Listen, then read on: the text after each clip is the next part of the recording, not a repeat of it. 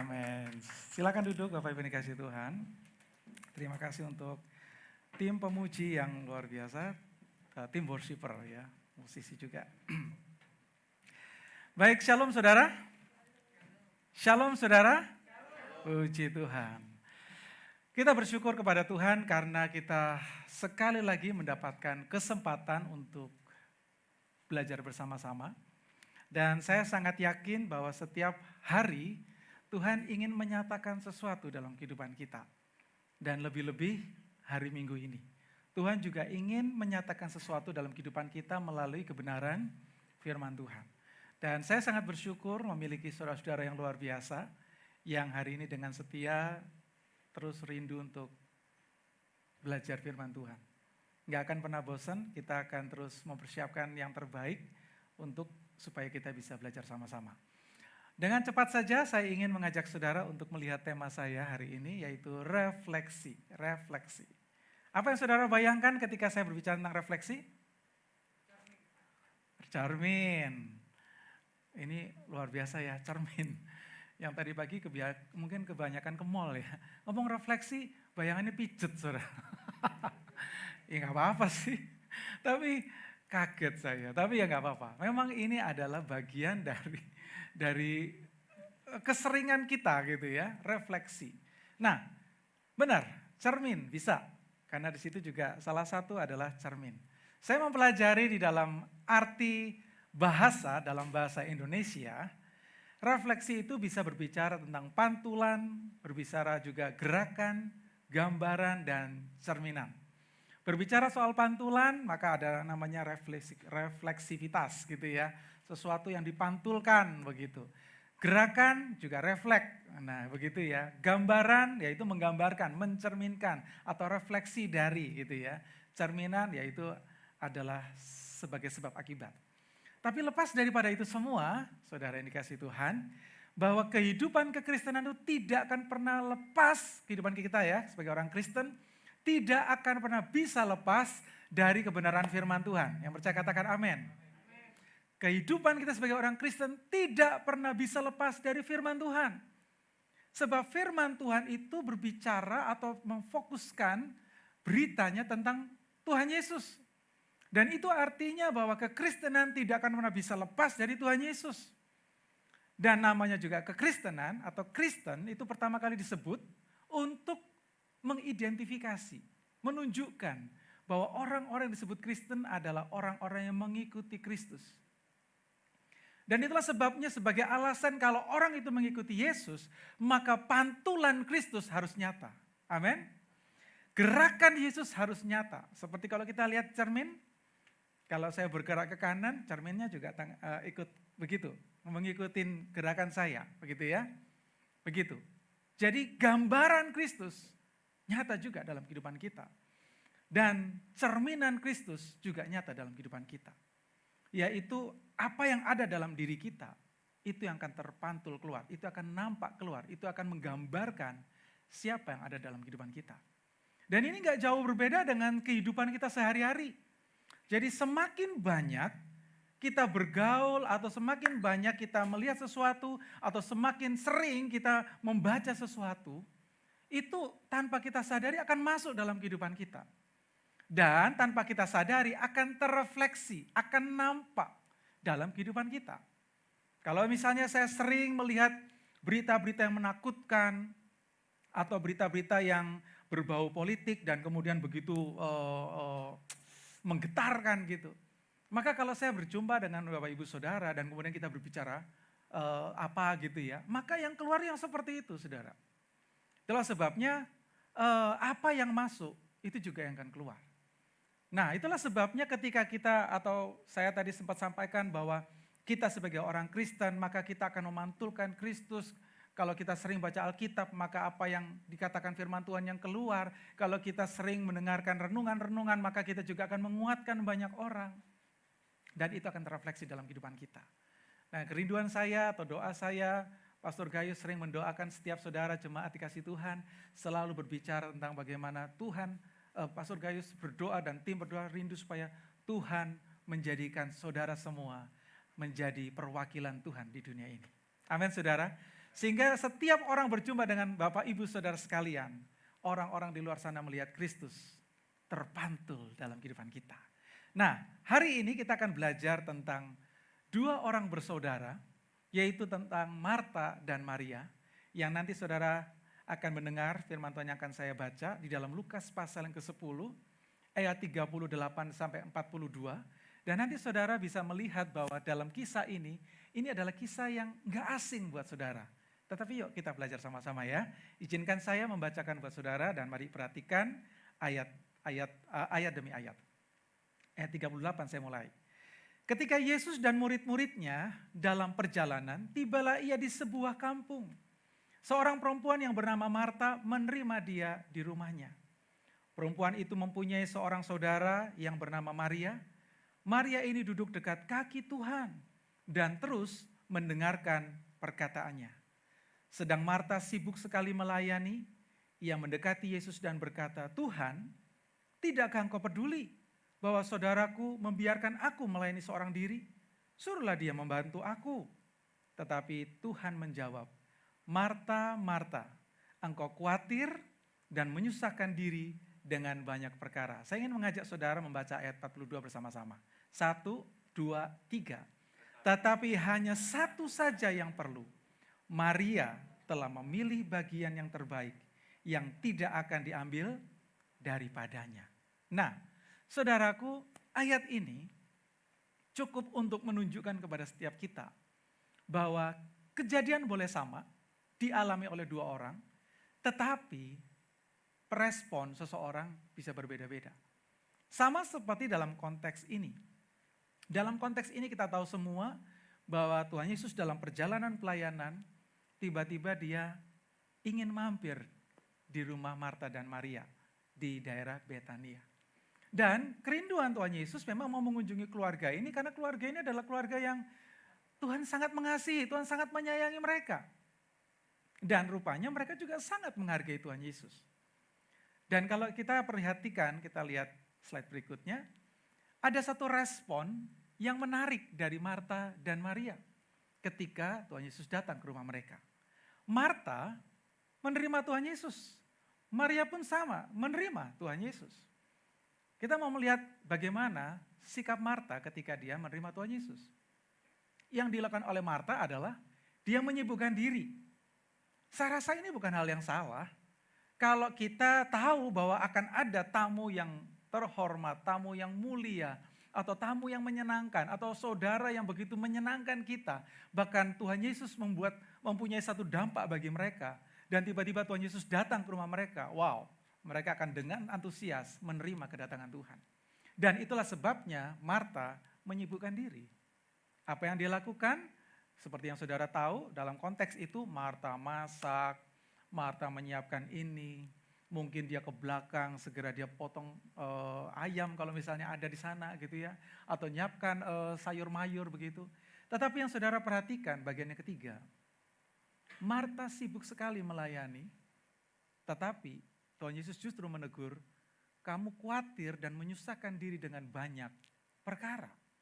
Seringkali yang tanpa kita sadari bahwa kesibukan kita atau ketika kita menyibukkan diri untuk sesuatu hal, ternyata bisa juga membawa dampak bahwa diri kita ini sebenarnya nggak tulus melakukannya. Dan itu yang terjadi. Tuhan Yesus berkata, kamu khawatir, bahkan kamu menyusahkan diri dengan banyak perkara. Sibuk itu boleh, apalagi melayani. Saya juga punya pengalaman sibuk melayani. Berangkat pagi, pulang malam, pernah terjadi seperti itu. Bahkan didampingi oleh istri, kadang-kadang sampai dini hari, melayani juga. Saya pikir, wow, saya sudah menjadi orang yang berkenan di mata Tuhan, begitu. Saya sudah menjadi pribadi yang, wah pasti Tuhan berkenan atas semua apa yang saya lakukan. Saya pikir demikian. Tapi rupanya, yang terjadi dalam diri saya berbeda dengan apa yang saya bayangkan. Saya baru tahu setelah itu bahwa ternyata apa yang saya lakukan hanya karena didasari karena khawatir. Takut dibilang orang A, takut dibilang orang B, takut dibilang orang C. Oh Pak Markus ini kurang begini, kurang begitu. Oh saya takut, makanya saya berusaha. Saya menyibukkan diri supaya tidak ada kata-kata negatif yang terlontarkan kepada saya. Saya pikir yang saya lakukan adalah baik. Tapi rupanya kekhawatiran itu yang melandasi apa yang saya lakukan. Saya berdoa buat saudara sekalian supaya kita semua melakukan apapun seperti melakukannya untuk Tuhan. Tidak didasari karena khawatir, bahkan menyusahkan diri dengan banyak perkara. Nah, berbeda dengan Maria, dia juga menerima Yesus dalam rumah. Tetapi yang berbeda adalah Maria menyempatkan diri. Bahkan yang luar biasa daripada Maria ini adalah dia memilih untuk duduk dekat apa? Kaki Tuhan. Dan terus mendengarkan perkataan Tuhan. Ini yang menarik. Sesibuk apapun kita, entah itu sibuk karena pekerjaan atau bahkan sibuk dalam pelayanan. Ataupun yang masih sekolah sibuk dengan studinya. Kerinduan Tuhan adalah kita tetap memberikan waktu kita untuk Tuhan.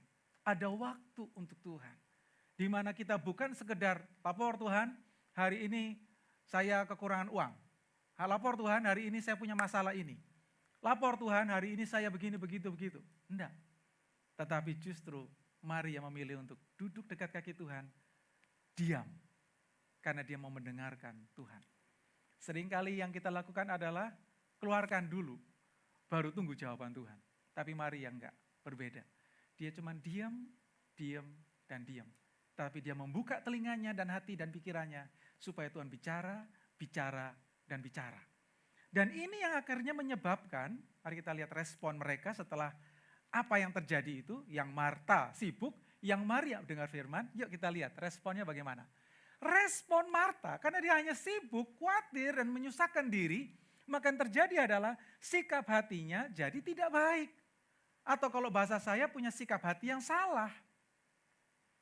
Nah, orang yang memiliki sikap hati yang salah kecenderungannya apa? Mudah sakit hati. Jadi kalau ada orang yang mudah sakit hati, yuk kita cek. Jangan-jangan sikap hatinya tidak benar di hadapan Tuhan. Saya pun juga demikian. Saya belajar Tuhan, kok aku ini gampang sakit hati ya? Kenapa ya? Saya cek, oh ternyata saya khawatir dan hanya menyibukkan diri dengan berbagai perkara. Kalau perkara surga enggak apa-apa, perkara duniawi itu yang bahaya. Dan saya masih belajar untuk hal itu. Setiap kita masih belajar akan hal itu. Dan tidak ada damai. Orang kalau respon hatinya tidak baik, susah dapat damai saudara. Mau saudara, maaf bicara ini ya, saudara punya uang banyak, saudara punya posisi yang tinggi, saudara menjadi orang yang dikenal, tapi kalau sikap hatinya enggak benar, susah punya damai. Karena hanya orang yang rendah hati, orang yang mendekat pada Tuhan, di dalam hatinya pasti ada damai. Pasti ada shalom begitu. Dan Tuhan rindu supaya setiap anak-anaknya punya shalom dalam hatinya, punya damai dalam hidupnya. Dan dikatakan kalau orang yang sikap hatinya gak benar, dia kering secara rohani, kering. Ikut seminar, bagus. Ikut training, bagus. Ikut ibadah, bagus. Ikut doa malam juga bagus. Melakukan pelayanan, lebih-lebih, sangat bagus. Tapi kalau dia tidak punya hati pada Tuhan, kering saudara. Sepo. Gak ada rasa kayak antusias begitu. Dan yang terakhir, dia susah, dia menghindari bersekutu. Mau datang pada Tuhan, pegah, males, capek, lelah. Lakukan aktivitas semangat, begitu mau datang pada Tuhan, alah sama aja. Mau baca firman, mau baca Alkitab, ya aku tahu kok Matius isinya yo ini. Kemarin saya baca yo itu gitu. Enggak ada gantinya. Kalau koran kan keren, ada gantinya. Tapi kadang-kadang ada orang seperti itu. Dan ujung-ujungnya apa? Orang seperti ini mudah kecewa. Sangat mudah kecewa. Saya hampir temukan banyak hal. Ketika orang itu kecewa, saya ajak ngobrol. Ternyata dia tidak punya waktu atau tidak menyempatkan waktunya dalam dirinya untuk datang pada Yesus. Berbeda dengan Maria. Maria punya sikap hati yang benar. Dan ternyata orang yang punya sikap hati yang benar, hatinya itu melimpah dengan sukacita. Amin saudara. Saya percaya bahwa setiap saudara penuh sukacita, amin. Tadi pagi kita bersyukur, saudara-saudara yang datang tadi pagi walaupun gerimis, ataupun hujan, mereka tetap datang antusias mencari Tuhan. Saya percaya setiap saudara juga demikian. Dan untuk waktu-waktu berikutnya, minggu-minggu berikutnya, saudara juga tetap antusias. Karena apa? Punya sikap hati yang benar. hati kita dipenuhi dengan sukacita. Bahkan ada damai, ada shalom dalam hati kita, ada damai, sejahtera. Dan ada rasa haus dan lapar akan firman Tuhan. Hari ini firman Tuhan bilang apa ya? Hari ini firman Tuhan berkata apa ya? Apa yang saya harus lakukan ya berdasarkan firman Tuhan? Walaupun hanya sepotong ayat yang diberikan oleh pihak admin gereja. Tetapi ayat itu kayak menguatkan kita, berbicara dalam hidup kita. Dan saya kadang-kadang menambahi pemahaman atau notes buat saya. Iya ya Tuhan berbicara begini, saya tambahin untuk diri saya. Dan itu memberkati saya. Dan yang terakhir, akan terjadi apa? Perubahan. Orang yang punya rasa haus dan lapar akan mengalami perubahan.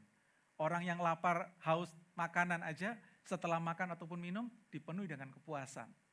Kalau kita akan firman Tuhan, pasti akan mengalami perubahan. Next, kita akan lihat satu ayat yang luar biasa buat kita. Roma 10 ayat 17. Di sini dikatakan apa? Kita baca sama-sama ya. 1, 2, 3. Jadi iman timbul dari pendengaran dan pendengaran oleh apa? Firman Kristus. Sama seperti Maria lebih memilih duduk di dekat kaki Tuhan dan terus mendengarkan firman Tuhan atau perkataan Yesus. Demikian juga dalam Roma ini Rasul Paulus katakan iman itu timbul ketika kita mendengar apa? Firman Kristus. Dan kita harus tahu bersama-sama bahwa Tuhan Yesus adalah firman, sang firman. Jadi ketika kita percaya bahwa Tuhan Yesus adalah sang firman, maka ketika kita mendengar apa yang diucapkan Tuhan Yesus, menghasilkan iman. Amin saudara. Ketika saudara mendengar firman, akan muncul iman. Ketika Maria memilih mendengarkan perkataan Yesus, juga muncul iman. Dengan kata lain, karena mendengar firman, karena mendengar Tuhan Yesus akan keluar iman, maka Tuhan Yesus bukan hanya sekedar sang firman, tapi dia pemilik daripada iman itu. Jadi dengan kata lain, tidak memiliki firman, tidak punya iman. Kalaupun kesannya kayak iman, itu bukan iman, itu nekat. Karena iman sama nekat beda-beda tipis, saudara. Tetapi kalau kita punya firman, kita pasti punya iman. Dan kalau kita punya waktu bersama dengan Yesus, pasti kita punya iman. Jadi tanpa firman atau tanpa Yesus, tidak akan keluar iman dalam hidup kita. Dan saya juga terus belajar sampai hari ini. Itulah sebabnya Bapak Ibu yang dikasihi Tuhan. Mari kita belajar seperti Maria. Kunci Maria bisa mengalami sesuatu yang luar biasa dalam hidupnya. Karena dia tahu bahwa dia harus duduk dekat kaki Tuhan. Dan dengan duduk dekat kaki Tuhan, dia bisa melihat bagaimana Tuhan berperkara dalam hidupnya. Apapun masalah yang kita hadapi, saya mau berdoa buat kita semua. Ayo kita lebih memilih seperti Maria, duduk dekat kaki Tuhan. Karena dengan kita duduk dekat kaki Tuhan dan mengizinkan Tuhan berbicara, maka yang saudara akan alami ada lompatan iman dalam hidup kita. Tuhan berbicaralah, Tuhan berbicaralah. Hari-hari seperti sekarang ini saudaraku, kita nggak butuh sesuatu yang bisa membuat kita kuat selain daripada iman daripada Tuhan. Dan kita butuh imannya Tuhan. Iman Tuhan bisa kita dapat karena ada firman. Biarkan Tuhan Yesus berbicara dan terrefleksi dalam kehidupan kita. Biarkan dia berbicara dan terrefleksi dalam perkataan kita. Biarlah dia berbicara dan terrefleksi dalam setiap sikap hidup kita. Sikap hidup saudara, tutur kata kita, apapun yang kita perbuat, haruslah merefleksikan siapa Tuhan dalam hidup kita. Itulah sebabnya siapapun kita, siapapun saya dan Bapak Ibu Saudara sekalian, kita harus merefleksikan iman yang dari Tuhan. Itulah sebabnya sekali lagi, izinkan Tuhan berkarya dalam hidup kita, izinkan Tuhan menyatakan dirinya dalam kehidupan kita, izinkan dia menuntun kehidupan kita. Melalui apa? Firman Tuhan. Sebab dari firman Tuhan akan lahir iman. Sangat sederhana, sangat mudah untuk dipahami, karena kita tahu tanpa firman tidak ada iman. Tanpa Yesus tidak ada iman. Maria dan Marta sekali lagi boleh menghadapi kasus yang sama. Tetapi respon, sikap itu akan menentukan akan menghasilkan iman atau tidak. Tapi saya percaya bahwa setiap saudara, saya yakin penuh dengan iman, bukan karena saudara beriman, tapi karena saudara tahu dan kita tahu bahwa kita memang tidak bisa lepas dari Tuhan Yesus. Dan itu yang akan menghasilkan iman. Sekali lagi, izinkan Roh Kudus berkarya, mengingatkan setiap firman yang kita dengar, supaya firman itu terus menguatkan kehidupan kita. Amin saudara, puji Tuhan, mari kita berdoa saudara. Bapa yang baik, terima kasih untuk siang hari ini. Kami sangat yakin dan percaya Tuhan, bahwa hanya melalui firman-Mu, kami akan memiliki iman. Hanya dengan berfellowship dengan Tuhan Yesus, kami akan memiliki iman. Oleh karena itu Tuhan, mari Engkau memberkati setiap sidang jemaat-Mu dimanapun mereka berada, dan secara khusus yang hadir di tempat ini. Tuhan, kiranya kuasa firman-Mu terus berbicara dalam kehidupan kami. Berikan kami hati yang lembut ya Tuhan, agar kami boleh bersikap seperti Maria. Kami tahu Engkau hadir dalam kehidupan kami, bukan hari-hari tertentu, tapi setiap saat, setiap waktu. Tapi izinkan Tuhan kami menyadari kehadiran-Mu. Izinkan kami merasakan kehadiran-Mu.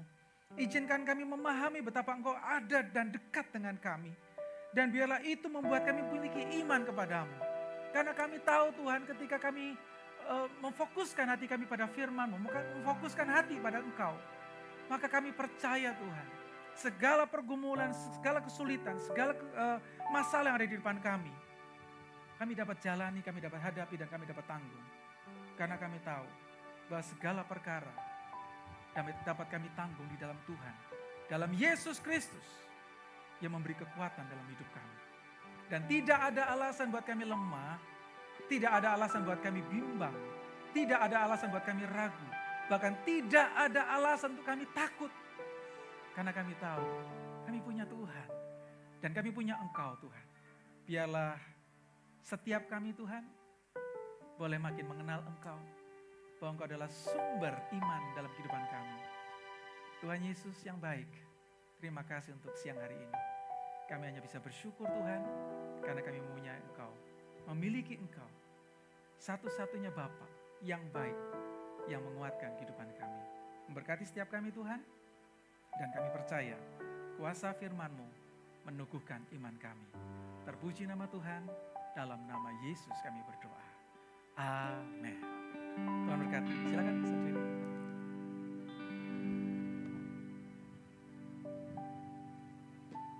Oke, thank you Pastor Markus. Shalom sidang jemaat. Untuk informasi pengumuman pada minggu ini, yang pertama gereja menyambut apabila ada sidang jemaat yang baru pertama kali hadir dan beribadah di GB Fund.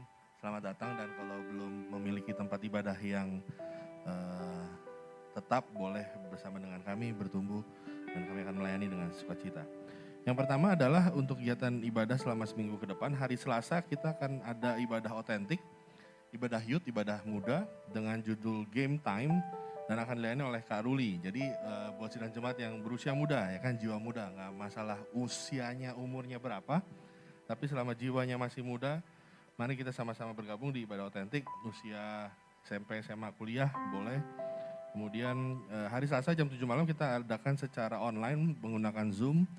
Ada link Zoom-nya, nanti setiap hari ibadahnya akan diberitakan di broadcast melalui WhatsApp. Kemudian hari Kamis ada Key of Intimacy atau KOI atau Komsel.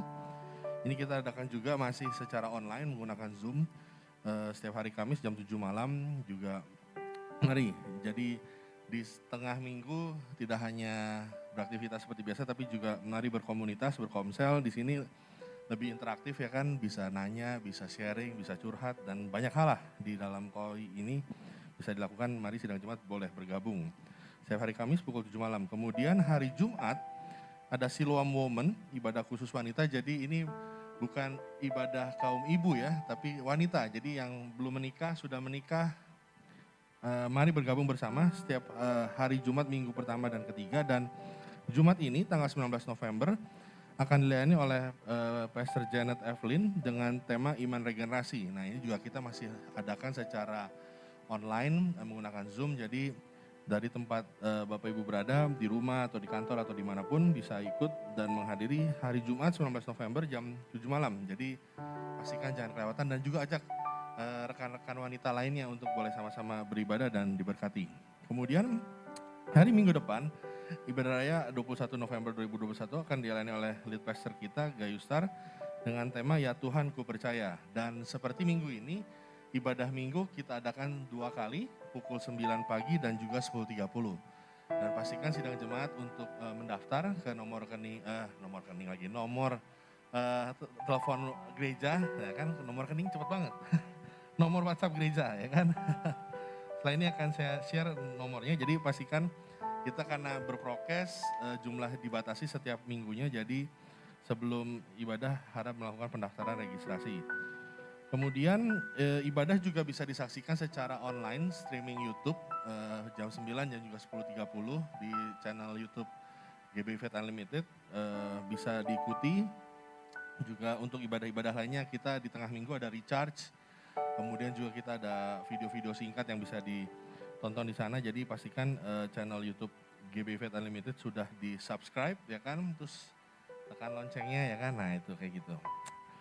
Kemudian untuk ibadah minggu juga ada Unlimited Kids, ibadah anak sekolah minggu. Minggu depan akan dilayani oleh Bunda Nia dengan tema Berdoa Membuat Saya Kuat.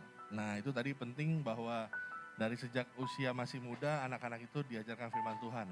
Yang pastor bilang benar, kalau nggak dari muda kita ajarin mereka firman Tuhan, kita ceritakan Tuhan sama mereka, nanti waktu udah gede kita yang cerita sama Tuhan soal anak kita, kelakuannya luar biasa gitu. Kemudian berikutnya sosial media. Nah, ini yang tadi saya sampaikan, pastikan nomor WhatsApp gereja sudah disimpan 081119300093, dan waktu pertama kali men-save nomor ini boleh mengirimkan WhatsApp terlebih dahulu ke nomor gereja, sampaikan halo, shalom, saya Jerry, tolong disimpan nomor saya untuk bisa masuk ke broadcast list. Jadi pastikan bahwa nomor WhatsApp ini sudah disimpan 081119300093, dan kemudian mengirimkan WhatsApp terlebih dahulu supaya berikutnya setiap kali gereja menyampaikan informasi, membroadcast, Bapak Ibu bisa terima. Dan juga kita ada Instagram @gbfaithunlimited. Kemudian yang berikutnya adalah pendaftaran data diri untuk setiap jemaat. Jadi kita memulai pendataan lagi kepada seluruh jemaat, boleh mengisi melalui website di www.gbfaithunlimited.com/jemaat. Nah, nanti di sana juga akan ada langkah-langkahnya. Nah, Bapak Ibu mungkin yang aduh ini apa sih ribet ya gitu kan, boleh minta tolong sama Asher, boleh hubungin saya, Pastor Markus, ada Kak Fira di belakang, ada Kak Ruli juga di bawah. Jadi sampai kami tanya ini gimana, kita dengan senang hati akan membantu supaya Bapak Ibu bisa terdaftar dengan baik di database kami dan kami bisa melayani lebih baik lagi juga kepada Bapak Ibu. Kemudian yang terakhir, persembahan. Gereja tidak mengkolek persembahan, kami tidak ada liturgi untuk mengkolek persembahan, tapi firman Tuhan bilang bawa persembahan ke rumah Tuhan. Jadi kalau Bapak Ibu mau memberi persembahan, bisa menggunakan amplop yang berwarna oranye, tidak usah dilipat, ya kan, bisa langsung dimasukkan di kotak putih di belakang. Dan juga untuk yang mengikuti secara online streaming bisa memberi melalui transfer di rekening BCA 21421456778 atas nama GBI Faith Unlimited, atau juga menggunakan scan barcode yang tertera di layar, itu juga bisa untuk menggunakan digital payment.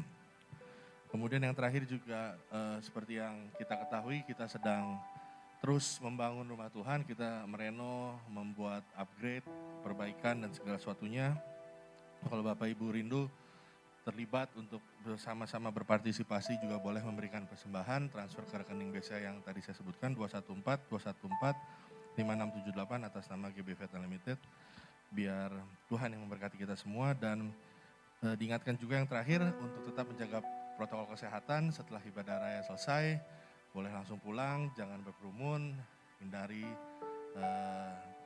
interaksi yang berdekatan, jaga jaraknya. Dan sekian informasi pengumuman, Tuhan Yesus memberkati. Terima kasih Pastor Jerry. Puji nama Tuhan saudara, kita akan coba terus untuk ibadah 2 kali. Kita mau pada ibadah minggu lalu terlalu penuh kelihatannya, jadi kita mau belah 2 supaya tetap bisa prokes, kita jaga juga kesehatan kita dan lebih aman aja kalau kita 2 kali. Amin. Siapa yang diberkati dengan firman Tuhan pada hari ini, lambaikan tangannya, puji nama Tuhan. Kita terus berdoa saudara, supaya keadaan lebih baik lagi. dan kita bisa beribadah normal lagi seperti dahulu. Amin. Mari kita akan bangkit berdiri. Kita mau berdoa, diingatkan lagi hari Jumat depan akan ada Siloam Women dan Selasa akan ada Autentik. Mari kita berdoa. Tuhan, kami bersyukur atas setiap firman Tuhan yang telah disampaikan Tuhan. Pada hari ini kami berdoa untuk setiap pelayan-Mu, agar Engkau berkati setiap pelayan dalam nama Tuhan Yesus. Kami percaya jadi payah mereka tidak akan sia-sia. Berdoa juga khusus untuk Pastor Jerry yang akan ke Jakarta perjalanan. Kau berkati, Engkau lindungi hamba-Mu ini sampai di tujuan dengan selamat. Terima kasih Yesus. Berkati kami semua jemaat-Mu, yang kekurangan Engkau cukupkan, beban berat Engkau ringankan, yang membutuhkan kesembuhan Engkau beri kesembuhan di dalam nama Tuhan Yesus. Terima kasih, kami percaya penyertaan-Mu nyata atas kami semua. Saatnya Engkau akan memberkati jemaat-Mu, jemaat angkat tangan-Mu, dan terimalah berkat dari Tuhan. Diberkatilah dimanapun Kau berada, diberkatilah keluarga-Mu, diberkatilah kesehatan-Mu, diberkatilah pekerjaan dan bisnis-Mu, diberkatilah kuliah dan sekolah-Mu, diberkatilah setiap rencana-Mu bersama Tuhan. Dan Kau akan setia pada Tuhan sampai pada kesudahannya. Kau Alfa dan Omega.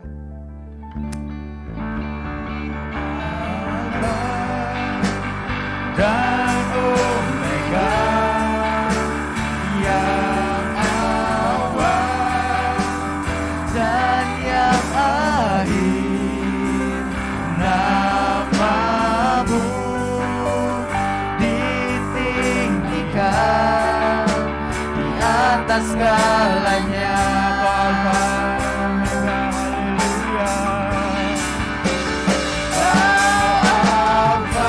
Di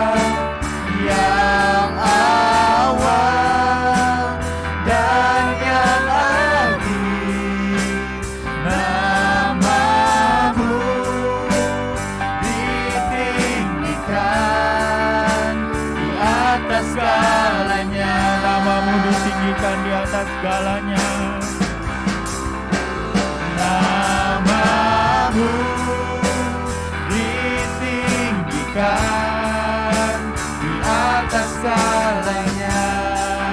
Haleluya,